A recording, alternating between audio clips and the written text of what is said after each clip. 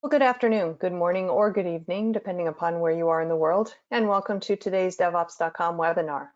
I'm Charlene O'Hanlon, moderator for today's event, and I welcome you. As always, we have a great webinar on tap, but before we get started, we do have a few housekeeping items we need to go over. First of all, today's event is being recorded, so if you miss any or all of the event, you will have the opportunity to access it later on. Following today's webinar, we will be sending out an email that contains a link to access the webinar on demand. And we are taking questions from the audience.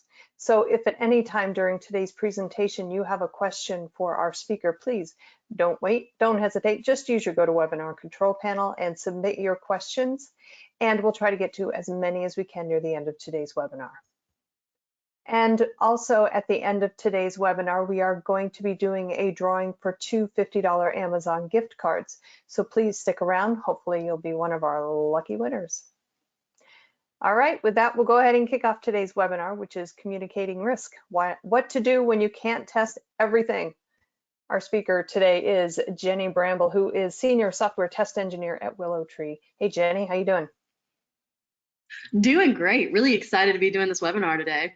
Excellent, excellent. Well, I'm going to let you get right to it. I'll put myself on mute and you can take it away. Perfection. Thank you so much. So like she said, my name is Jenny Bramble, and I'm going to be talking to y'all today about communicating risk and what happens when we realize we can't test everything. Feel free, like we mentioned earlier, to drop questions in whenever you want to. If we've got some questions by sort of the middle of the presentation, I'll probably pause, answer a few of them, and then keep talking. So let's get going. There we are. So I am currently a software test engineer. I actually came up through support and then accidentally went into DevOps for about 6 months and then went back to support before I became a software tester. I think this really gives me a love for communication and a love for people, which I hope you see throughout this presentation. I'm currently at WillowTree Apps, and I really like cats, I like cupcakes, and I love computers. There's a few places you can find me. My pronouns are she and her. Let's go ahead and talk about some risk. Oh, right, I was going to introduce the cat. This is Dante. He's going to be helping me out with my presentation today. One time he trapped himself in the bathroom for 12 hours, and I had to put in a maintenance request to get my cat out of the bathroom. What are we going to do today? We're going to talk about a few different things. First, I'm going to talk about my job. What is it? Then I'm going to talk about how words are absolutely the worst way to communicate. We'll move on from that to defining risk and using that definition, and then talking about risk. There are going to be a lot of pictures of cats. If you don't like cats, I'm sorry. So I can't test everything. Please don't ask me to test everything. It's never going to be something I can do, even though a lot of projects I've rolled onto, the first thing people say is, hey, we're going to test everything. Oh, Dante thought that was my job, and he likes nice things. He doesn't want me to quit my job. I don't want to quit my job, Dante. I just want to redefine it. So if testing everything isn't my job, then what is my job? My job is to ask questions. It's to absorb the answers, and it's to translate it to other people. My job is, and this is my favorite definition, is to verify that systems under test perform in all the ways that all the stakeholders expect, or reset those expectations. My job is to educate. My job is to advocate for practices and methodologies and thought patterns that encourage quality in the code in my community, in the entire organization. I defuse bombs. But more than anything, what my job comes down to is evaluating and communicating risk. When I was a baby test engineer, I used to say things like, I break stuff, or I'm going to make sure the devs did it right. And that comes down to a lot of things that are very adversarial. It's very you versus me versus the world.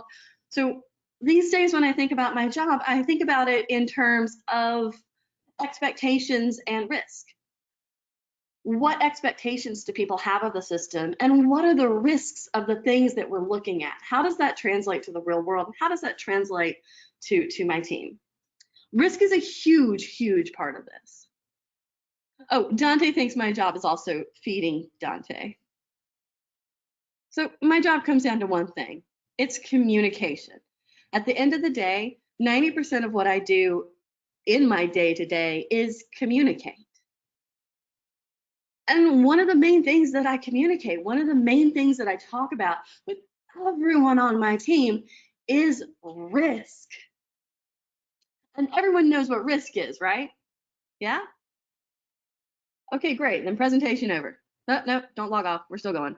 So my sister likes her coffee sweet. I like my coffee sweet. When we first moved in together a few years back, she got a new fancy coffee machine and it was really amazing. And I'm like, oh, could you make me a coffee? She's like, yeah, sure. How do you want it? I'm like, make it sweet. And she hands me the most disgusting, bitter coffee I've ever had in my life. And my face just fell. It was so sad for me. When she says she likes her coffee sweet, she means like a teaspoon of sugar, maybe 2 teaspoons if she's feeling crazy. When I say sweet, like I'm talking get the half cup measure out and just start pouring. If there's sugar like super saturated and falling out the bottom, that's perfect. This translates directly to my job. When I say this is risky, it means one thing to me and it means another to my project manager. It means an entirely different thing to my development team, to the technical requirements manager, to the CEO, to the intern. Risk, if we don't take that word and make it mean something, we're going to end up like my sister and I and having to fight over coffee. Oh, Dante thought he knew what risk was, and now he's questioning everything. To be fair, he's not very smart. So when it comes down to it, words are absolutely the worst way to communicate. I'm not sure who decided that that's what we were going to use, but words are terrible. One of the most terrible things about them is that they all mean different things to different people. Sweet means something to me, it means something else to my sister. Risk means something to me, something else again to my sister. And it can be really difficult to actually communicate with people if you're using the same words but different meanings. Words are terrible, but we can make them better and we can actually make them more meaningful. What I want to talk about is actually defining terms. When we start sitting down and saying, hey, this is the set of words I'm using, this is the set of words you're using, let's come up with a common definition, we actually start to communicate across cross-functional teams in a much more authentic and realistic way. When we start defining terms like risk, defining terms like hard, defining terms like this build makes me sad, we get an ability to justify our decisions to people outside of our sphere. I talk to a lot of product people. Probably they're the second person that I communicate with the most right after developers. And a lot of times I say something like, oh, that's going to be hard. And what I may mean is that's going to be impossible and I wish you would stop asking me to do it. What they may hear is, oh, if you just work a little bit more, we'll get this done. This will be fine. So being able to say we can't do that because it's hard or because it's risky doesn't really mean anything unless we define that term. Making our words better also lets us give updates that have depth. How many of y'all have been in your stand-ups recently and been like, same thing as yesterday, still just plugging along, just gonna test whatever comes up. It's fine. By communicating more thoroughly and communicating more effectively with words that mean more authentic things, we can actually give updates that have more depth. We can say things like, yeah, I'm still working on ticket 1414 because it's been very risky, it's been very difficult, this is why. And when we get used to actually defining terms as we're going along and telling people what we really mean, then we start to actually communicate better all around because we've set the expectation that we're not just going to throw a word out there that doesn't have a definition behind it. And when we start having better words and better definitions, we can better determine what resources we need to apply to a project. This ties directly in with risk. When I say something is risky, what that may mean is I need help. And by saying, this is why it's risky, here's how it's risky, let me define this for you, I can say, this is why I need more resources on this project. This is why I need more time, more people, an Apple TV 3rd generation, just because I need to test on that. Because I've defined risk and I've said, this is what it means, this is what I'm asking for, it can actually help me get what I need at the end of the day. Once we define these terms, once we commit to communicating effectively like this, more clearly, more precisely, we are all going to know what we're talking about. Oh, Dante communicates exclusively with biting and crying because he is a baby. All right. I said before that everybody knows what risk is. Here's some things that I've gotten as answered. Anything that could go wrong is a risk. Something awful, a scary situation, a headline bug. You know, those bugs that you just don't want to see on the front page of the newspaper. Shout out to anybody that remembers newspapers. Running out of cat food. Everybody panic, production is down, we're all gonna get fired. I like to call those resume generating events. Is this risk? Is this what risk is? Is this a definition that we can actually use within our teams? A definition that we can take back? I'm gonna say no, it isn't. Here's how I define risk. It's the impact of failure and the probability that that failure will occur. So if failure occurs, how bad is it going to be? What's going to happen when failure occurs? And then how likely is it the failure will happen?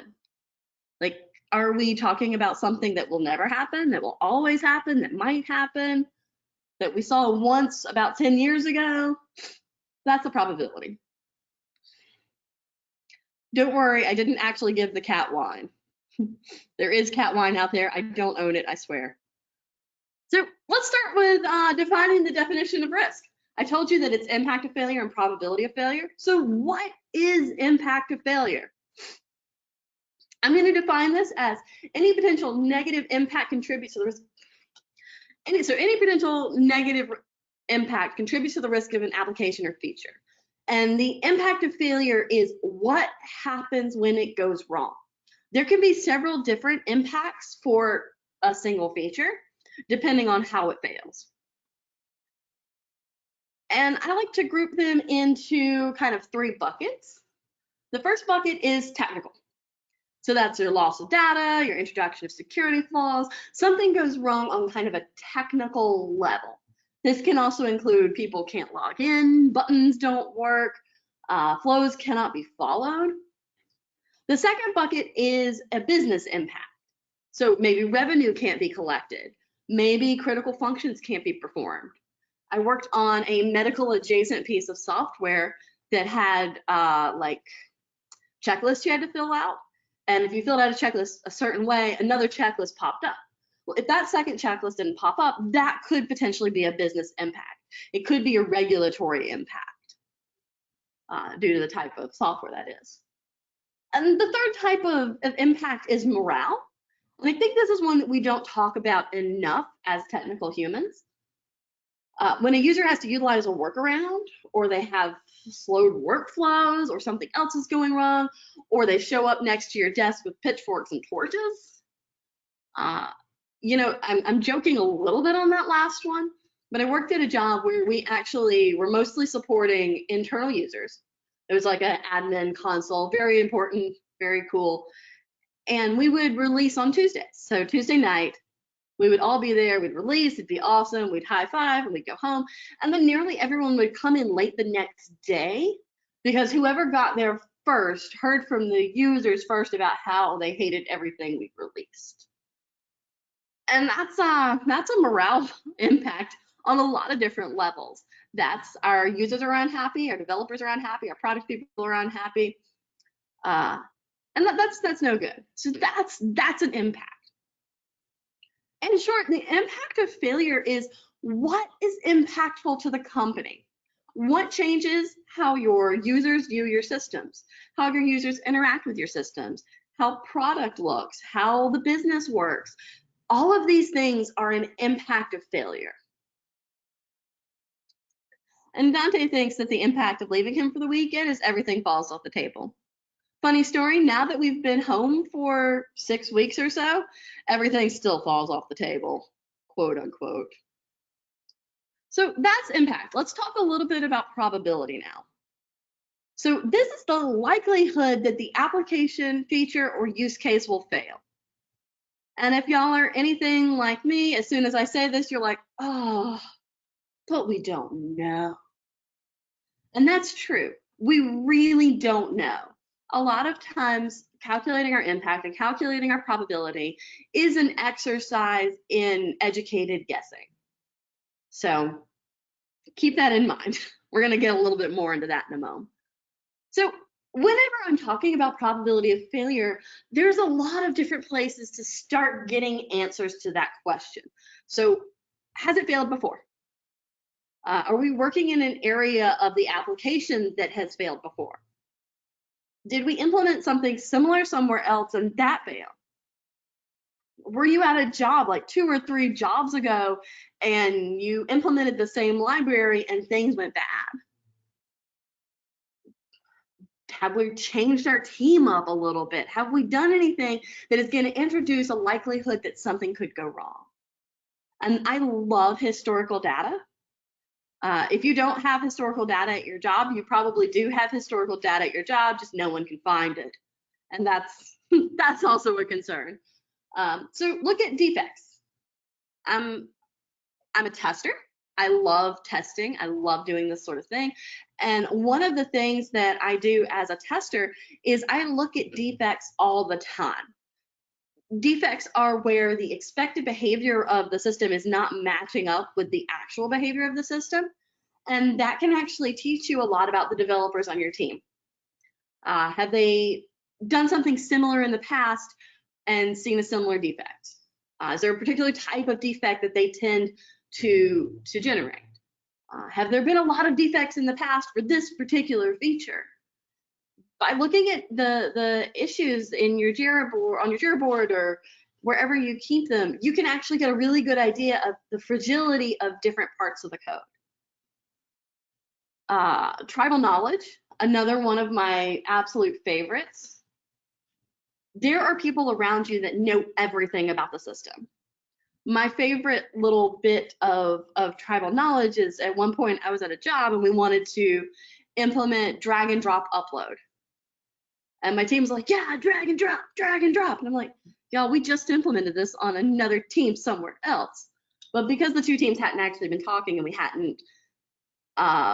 we weren't having like show and tells or anything, no one knew on my team that this other team had created it. And the only way I knew is because the testers were sitting at lunch talking about it.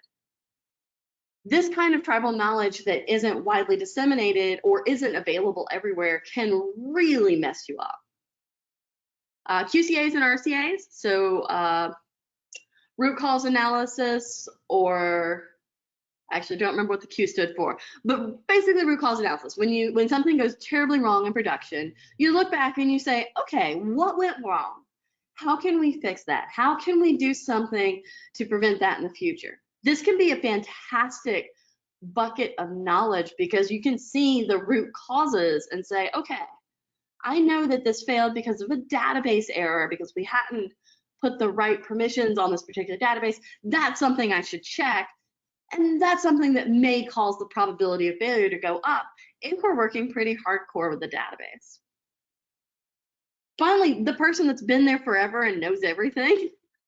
This is a great person to find at your job. There's usually 2 or 3 of them, depending on the size of your company. And they have this really fantastic gut instinct about the code. They have this instinct that can really just tell you what's going on, who's working on something, and what they feel like. Now, it's a completely different talk, but your gut instinct is incredibly important and incredibly trainable. The gut instinct is actually your subconscious taking in little clues and saying, let me stitch these together into a picture of what I think is going on. We do this when we walk down dark alleys, or when we feel like it's about to thunderstorm, we can kind of feel it. or when we meet our best friend's new boyfriend who is terrible.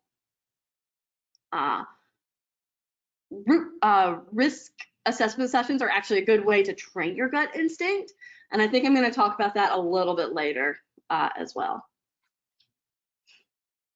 Miscalculating the probability of failure is pretty easy, just because it's one of those things that we don't know. We don't have the answer to, is this going to fail this time? All we can answer is, has it failed before, and have we found it? So training ourselves to be able to look at the different pieces of this and figure out what's going on is really important. This is a set of questions that I like to ask myself and that I like to train my team to ask themselves. What features do users interact with the most? If we're working in the login section, there's going to be a lot more users hitting this. There's going to be a lot more activity there. And we may see the impact of failure there a lot sooner than if it's something like uploading lyrics to a song and no one ever uses that. And also, how do they interact with those features? I've definitely been at a job where, so it was a music company, and one of our primary things was uploading a song to the website. We got a support ticket that said, I can't upload songs. This is the worst thing ever. And I was like, wow, yeah, that is the worst thing ever, because that's what our site is supposed to do. And I tested it, and I'm like, oh my gosh, we can't upload songs. Send it over to Dev, and Dev's like, no, it's fine. I was like, it's not fine. It's not fine at all. And it turns out there were 3 or 4 different ways that you could actually upload songs to your profile. And of those 3 or 4 ways, there was one that was working and several that were not, that used completely different code paths. Asking how your users interact with the features is incredibly important, because that could increase your probability of failure. If you've got 3 different ways to do a thing, it might be more fragile than something you only get to in one way. And also ask yourself what's inherently fragile about the code base.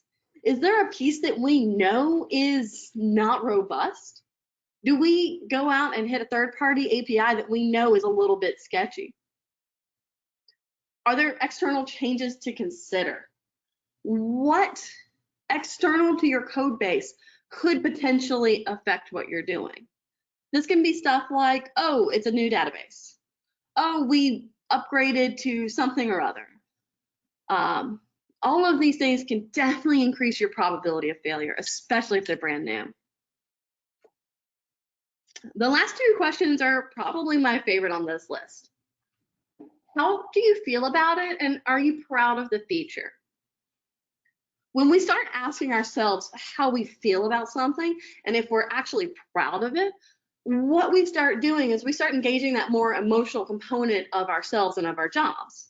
You may not have guessed this yet, but I'm very emotional. I'm very interested in being proud of the work that I do. When someone is proud of something, when someone wants to present something that they feel good about, it's probably going to be a higher quality than things you aren't proud of. If your kid comes to you and she's got a drawing she's done and says, Daddy, look, I'm so proud of this, and you put it on the fridge, that's awesome. That's a huge boost. If you're not proud of something and no one wants to put it on their fridge, then that starts to make you question the quality of it. So by asking people, and I usually do this fist to 5, so a fist is 0 and a 5, your fingers extended is 5.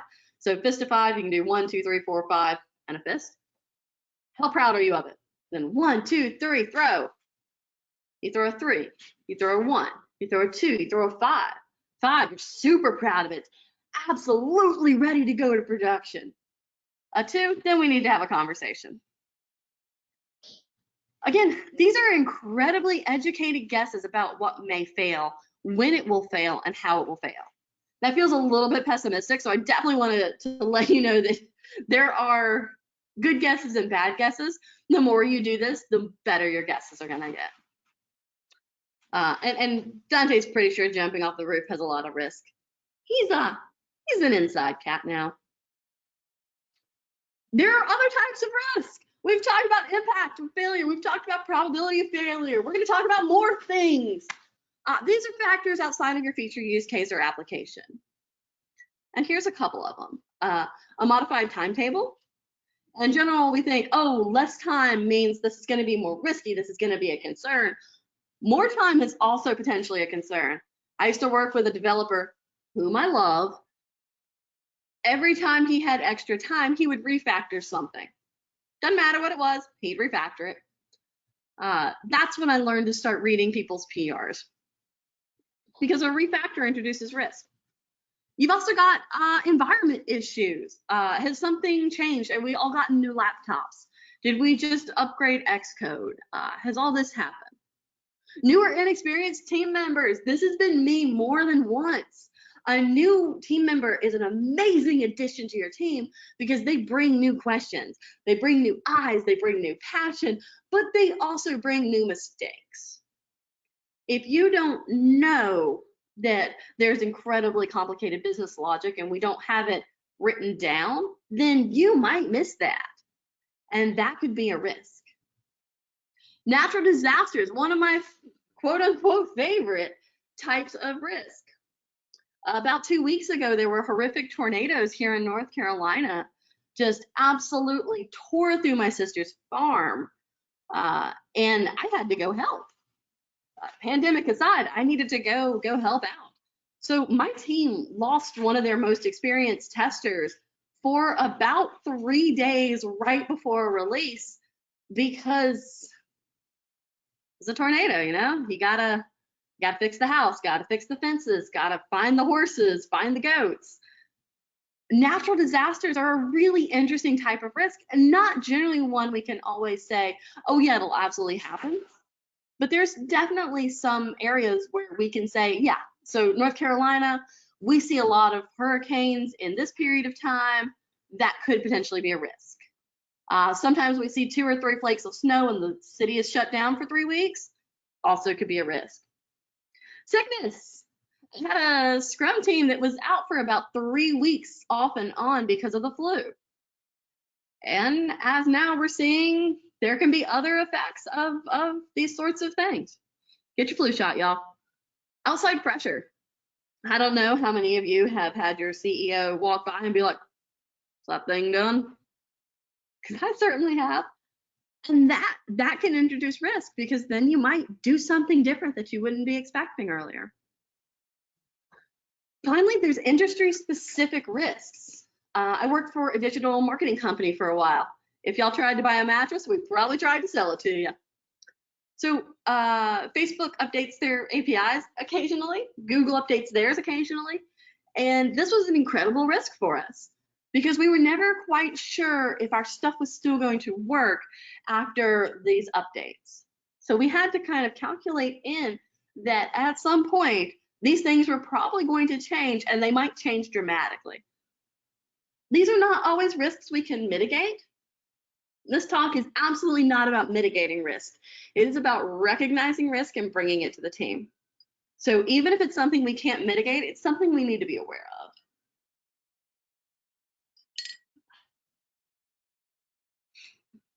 Well, Dante thinks this is a lot to think about, and he wants to know if it's necessary. Also, shout out to Bojangles. We have limited time, bodies, attention, money, and other resources. We can't test everything. We need to look at risk. We need to say, what's the impact? What's the probability? What are the other things that lead into this to determine where we can focus our testing efforts? We need to be able to say, hey, this is why I'm looking in this place and not this other place. We need to communicate clearly and precisely why we test what we test. I'm sure there's probably a couple developers out there, a few other people, other parts of the software development lifecycle. And I'm sure you've run into someone that's like, oh, I'm not going to test that, or I'm paying more attention to this feature and not that feature. And you ask why. Sometimes it's hard to say why. Sometimes it's, well, I think this is more important. And that could be a really hard thing because it makes you feel a little bit shut out of the whole process. And again, when I say test, I don't necessarily mean doing the tappy taps. I also mean giving more attention to one item than something else, or raising concerns from a feature, talking about needing more resources, and even choosing what stories to put into a sprint. If you've ever sat in a sprint planning and been like, maybe we shouldn't put these two stories in the same sprint because they're both risky, and everyone's been like, it'll be fine, and then it wasn't fine. That's happened to me before.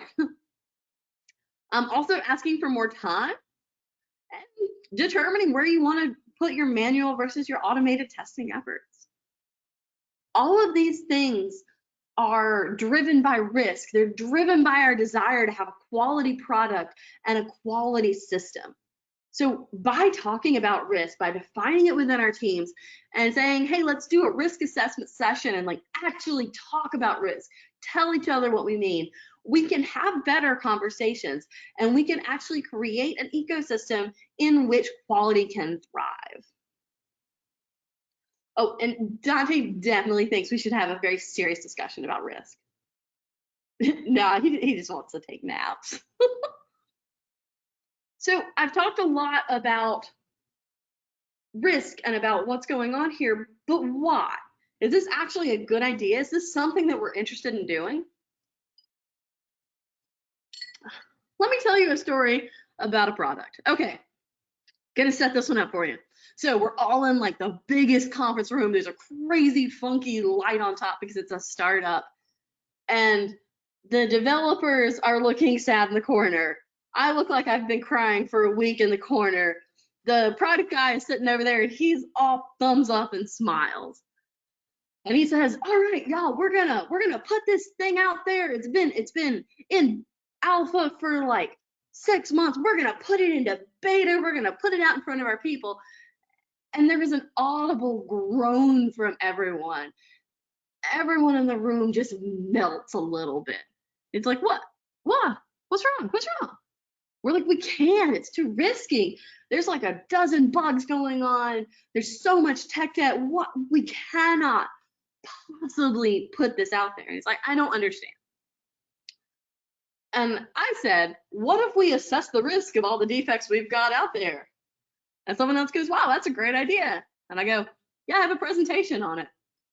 So what we needed was we needed more time. We needed more people. We needed to be able to tell the VP of engineering that we were not going to make this first quarter goal to have this product into beta. We needed to tell the story of what was going on. We needed people to believe us and understand us whenever we said this is too risky. So what we started to do was we listed every single bug that we had in play. We listed all the unfinished features and we started assigning risk to them and then arguing about what risk meant. What we ended up doing was we said, okay, here are some different things that we're interested in with this application. We want to talk about the risk to the user of catastrophic failure. Would they lose money? Would they lose data? Would we potentially take their money and not give them a product? We wanted to talk about the risk to engineering of technical debt. Because of how this project had been developed, there was an incredible amount of technical debt that was making it very unstable. We also wanted to talk about the risk to the team of failing sprints. When you've got an application that's been in alpha for a long time, it can start feeling really demoralizing when you're not making progress on it. So that was kind of our morale component. And we also had kind of a 0 or 1, when can we fix it? Do we have to fix this before we release to production, or could we potentially fix it after production? I also argued for a pitchfork index, which would be how likely are our admin users to walk across the parking lot and have a serious, loud, angry discussion with us if this defect isn't fixed or if there is some kind of issue with the feature.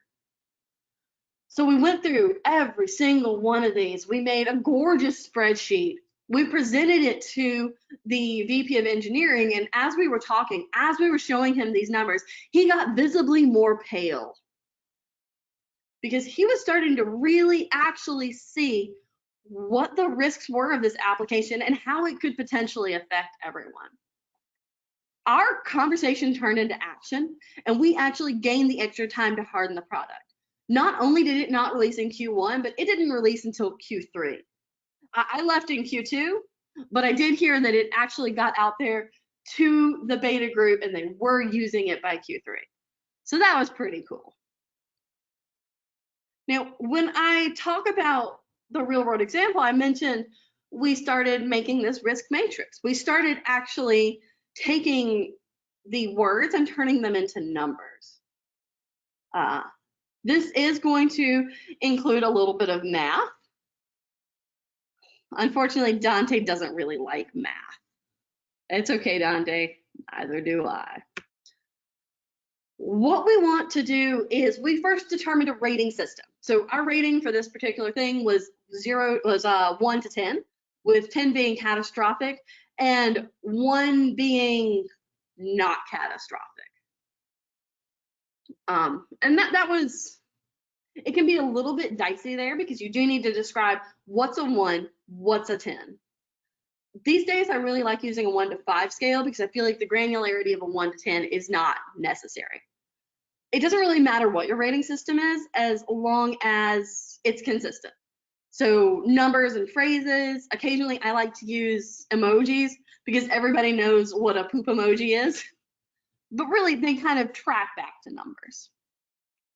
And with that rating system, you're going to determine the impact of failure and the probability of failure. There is a lot here, so I like to break it down to individual test cases if I'm using test cases, or use cases, personas, and sometimes if I'm doing defects, I'll break it down into defects. And then you make a risk matrix. Here's what that looks like. So for this, we're thinking about a music website.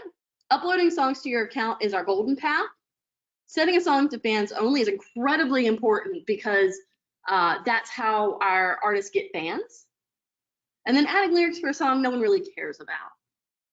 So by looking at this, we can say, well, you know, the impact of failure for uploading a song is very high because people use this feature all the time. It's incredibly important to them. Setting a song to fans only is also important, and the impact of failure there is large, but it's not as important. And adding lyrics for a song, no one cares. Uploading a song, we haven't really touched that feature lately.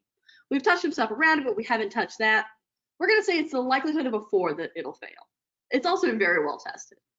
Setting a songs to fans only, well, this is new. We're in this example, we're imagining this is new. So the probability of that not going well is a little bit higher. But again, no one cares about adding lyrics. Sorry to any musicians out there, I do very much care about your lyrics. By multiplying these together, we get a set of numbers. And these numbers can actually help us define where we want to look whenever we're talking about doing our testing.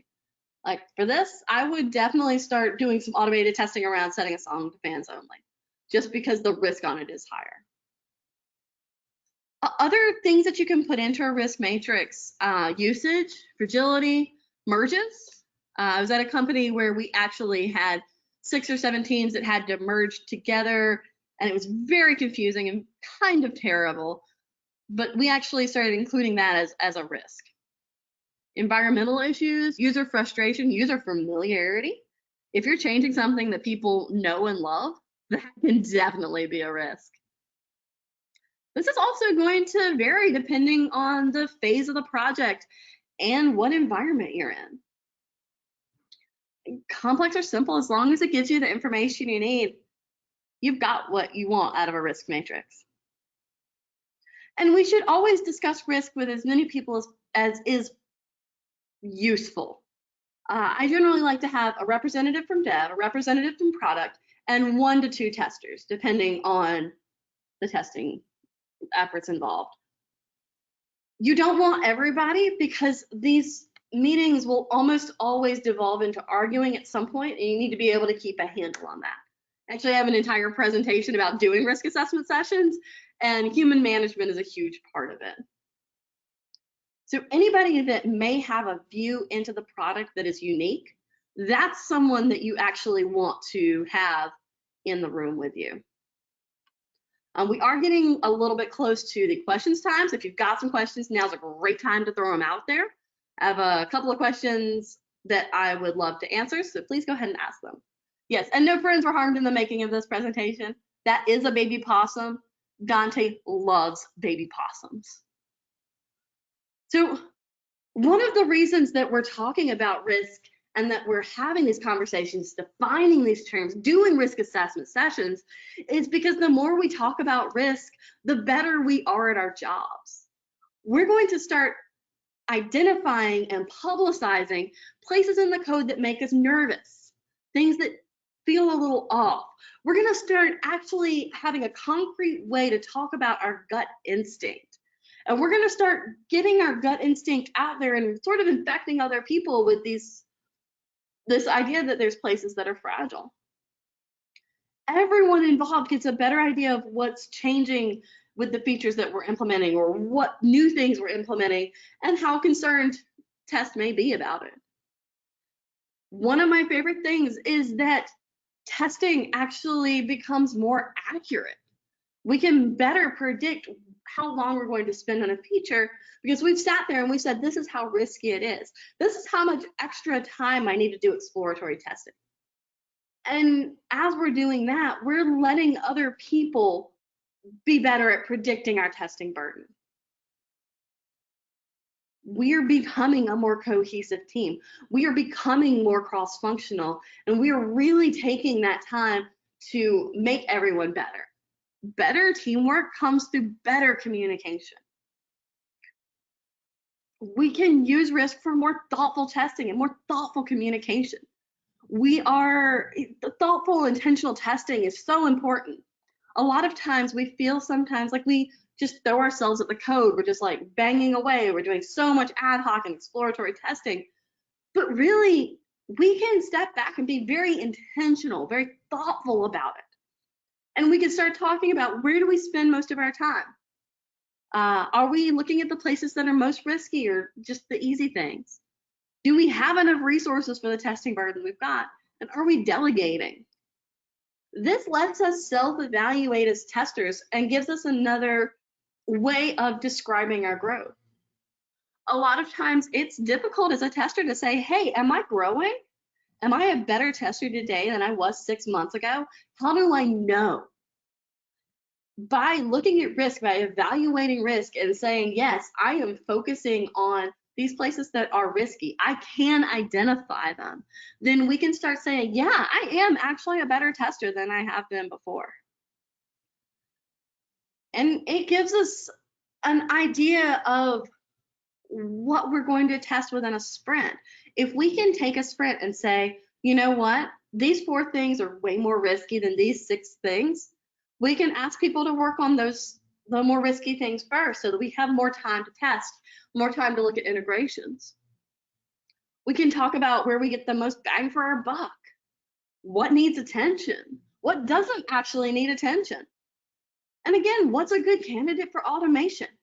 By describing these things and by giving ourselves this framework to work within, we actually become much better testers. Thoughtful testing leads us to better applications and better ecosystems in which quality can thrive. Oh, Dante sometimes gets overwhelmed thinking about risk. But honestly, to be fair, Dante gets overwhelmed a lot. And I hope you're not overwhelmed with this. We have gone through a lot of stuff here. I've said a lot of words to you and love to hear your thoughts on them. We talked about my job, we talked about words, we talked about risk. We continue to talk about risk for like 40 minutes. I showed you a bunch of pictures of my cats. One thing I want to leave you with is a couple of conversation starters. When we start talking about risk, a lot of times people brush us off because, oh, we know what risk is. We know how this goes. So we want to leave you with a few different ways that you can start talking. I like to ask my teammates, how do you define risk? This doesn't work as well for me personally right now because everybody knows me as the risker, the risk-based testing girl. So they're like, I've seen your presentation. I know how to define risk. The second thing is, how do you tell the story of your application, feature, or use case? How do you describe it to someone else? And what's your job title? What's your job? Can you think of a time you should have spoken up, and what resources do you need to make that easier on the next time? Is there a way you can use the language of risk-based testing to get those resources and to give yourself a way to get into these places? What takes a lot of time? Is there something at your job that takes more time than other parts of it? Why? Is it risky? Is it not risky? Is it busy work? Give that a real solid think. And finally, remember that it sometimes takes a lot of spoons or emotional energy to start these conversations, and you should be soft and kind like Dante. That is what I have for y'all. Here's another picture of Dante and my kitten Dax. Dax is actually a year and a half old now, so he is not that tiny and adorable anymore. I would love to take some questions. Does anyone have anything they'd like to ask? All right, so yes, we have some questions that have come in, but there is plenty of time, guys. If you do have a question for Jenny, please go ahead and use your GoToWebinar control panel and submit it. Let's go ahead and dive into the ones we've got so far. Let's see, when in the Agile and DevOps cycles, when in the Agile and DevOps cycles, do you see the evolution of risk being introduced? Who is responsible for its documenting and follow through or dispositioning? So where and So I like to introduce it as early as possible. Generally, when we're doing backlog grooming or sprint planning, that's when I really want to be talking about risk. If we have the capacity, I like to have an entirely separate risk assessment session, a time that I can actually sit down with everybody, introduce the concepts, go through the 5-step process of assessing risk, and get it out there. As far as documenting, in general, that falls to the test engineers. But if you've got a business analyst or a TRM, a technical requirements manager on your team, then they can actually do a lot of that documentation as well. For follow through, again, that falls a lot on the test engineer. All right, great. Next question. Let's say you have a committed release to a customer who expects 0 bugs in the industrial software they have ordered for their factory equipment. How is communicating risk relevant? Oh, this is my least favorite question. Unfortunately, there's a lot of customer education that is not often done, in that 0 bugs isn't a practical thing, that there is always going to be some chance of a defect. What I like is that by talking about risk, we can say, here's where we have seen things happen in staging or seen things happen before production. Here's how we mitigated it. I told you this talk isn't about mitigation, but whenever we start talking about people that are expecting 0 bugs, a lot of times by saying, yes, we assessed the risk on this, here's what we found, here's how we mitigated it, can really help there. I was working on medical adjacent software, and that actually helped us out a lot, because we were able to say, hey, here's what we know we gave you some software and you were upset because there was a bug in it. Here's why there was a bug there. Here's the risk we assessed on the different pieces. Here's why there weren't bugs everywhere else. I think a lot of times customers, end users don't understand that just because they see one bug doesn't mean that's the only bug there was. There could have been 18 other bugs that were preempted. All right, great. Next question. What is QCA? I honestly don't remember. I think it was quality control analysis. But okay. Think of it as root cause analysis is what we're really looking for. Something goes wrong on production, and we want to ask ourselves why. What was the human contribution? What was the technical contribution? What were the external factors? And all of that can feed into why something happened, and if we are in a situation where that may happen again. Excellent. Okay. All right.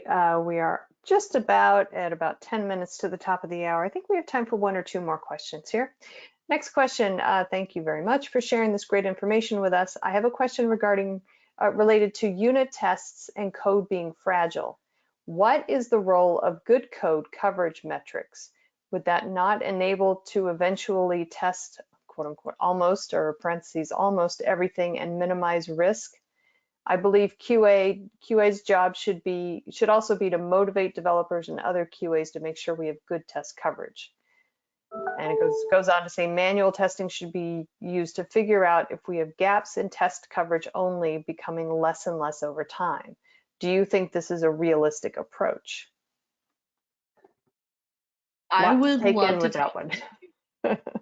I would love to talk to you about this for like 5 hours. So if you're ever in North Carolina and you want to grab a beer, we can have this conversation. It'll be amazing. So unit tests are amazing. They're wonderful. Unit tests are generally written by developers, and they're generally written by the same people that write the code. They're often written by people who, one of the main differences between a developer and a tester is that the developers have their minds full of the requirements and full of the happy path. Yeah, they absolutely handle error cases when they come up, but in general, that's what they're thinking about. That's what their brains are full of.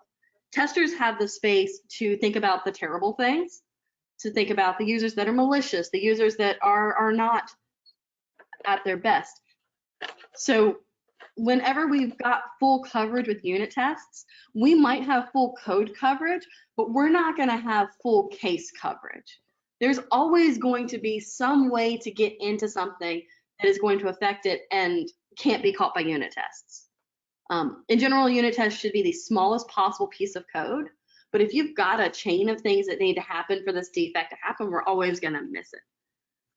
I think unit tests are incredibly important. I think every single tester on your team should know how to write unit tests and read unit tests, should review those PRs, should have these conversations with developers, because that's how developers become better developers, and it's how you become a better tester. I don't think it's going to ever let us test everything, because there's always going to be end-to-end flows that can't be captured. There's always going to be quote unquote weird stuff that's going to happen that can never really be grabbed by a unit test.